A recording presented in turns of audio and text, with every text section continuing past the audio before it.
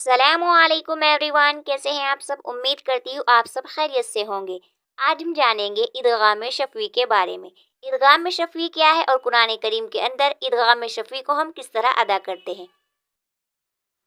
تو شروع کرتے ہیں۔ اعوذ باللہ من الشیطان الرجیم، بسم اللہ الرحمن الرحیم۔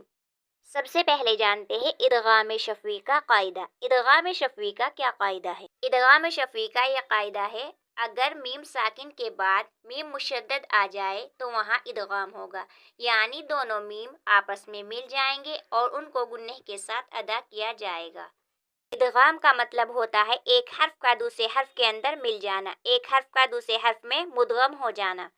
سے پہلے جو ہم نے ادغام کا قاعدہ پڑھا تھا اس کے اندر تھا، اگر تنوین اور نون ساکن کے بعد حروف یرملون میں سے کوئی بھی حرف آ جائے تو وہاں پر ادغام ہوگا، یعنی اس حرف کو ہم گننے کے ساتھ ادا کریں گے۔ اور یہاں پر جو قاعدہ ہے وہ میم ساکن کے بعد میم مشدد آ جائے تو وہاں پر ادغام ہوگا۔ یہاں پر میم ساکن ہے اور میم ساکن کے بعد میم مشدد آیا ہوا ہے۔ میم مشدد کہتے ہیں جس میم کے اوپر تشدید ہو، اور ادغام شفوی کا یہی قاعدہ ہے، اگر میم ساکن کے بعد میم مشدد آ جاوے تو وہاں پر ادغام ہوگا، یعنی دونوں میم آپس میں مل جائیں گے، ان کو گننے کے ساتھ ادا کیا جائے گا۔ تو یہاں پر دونوں میم آپس میں مل گئے، یعنی دونوں میم مدغم ہو گئے، اور ادغام شفوی کا یہی قاعدہ ہے، اس کو ہم گننے کے ساتھ ادا کریں گے اس طرح۔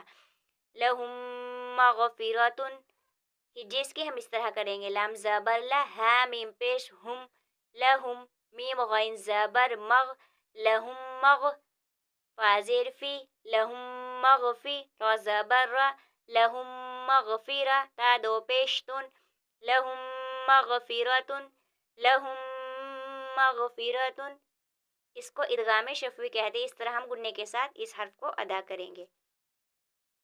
یہاں پر میم ساکن ہے اور میم ساکن کے بعد میم مشدد آیا ہوا ہے، تو یہاں پر بھی ادغام شفوی ہوگا، یعنی اس حرف کو ہم گننے کے ساتھ ادا کریں گے اس طرح۔ سعیکم مشکورن، سعیکم مشکورن، یعنی آواز کو ناک میں گھمائیں گے، گننے کے ساتھ اس حرف کو ہم ادا کریں گے۔ ہجے ہم اس کی اس طرح کریں گے، سین عین زبر سا، یا پیش یو، سعیو، کاف میم پیش کم، سعیکم، میم شین زبر مش، کاف و پیش کو، مشکورا، دو زبر رن، مشکورن، سعیکم مشکورن، سعیکم مشکورن۔ یہاں پر میم ساکن ہے اور میم ساکن کے بعد میم مشدد آیا ہوا ہے۔ ادغام شفوی کا یہی قاعدہ ہے کہ اگر میم ساکن کے بعد میم مشدد آئے تو وہاں پر ادغام شفوی ہوگا، یعنی اس حرف کو ہم گننے کے ساتھ ادا کریں گے اور دونوں میم آپس میں مل جائیں گے، تو ہم اس کو اس طرح پڑھیں گے، علیہم مطرن، علیہم مطرن۔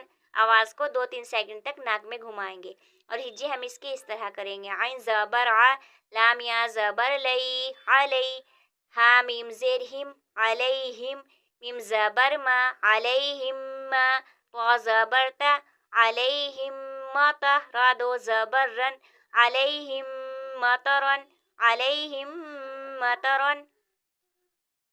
پر بھی میم ساکن ہے اور میم ساکن کے بعد میم مشدد آیا ہوا ہے، تو یہاں پر بھی ادغام شفوی ہوگا، یعنی اس حرف کو بھی ہم گننے کے ساتھ ادا کریں گے اس طرح۔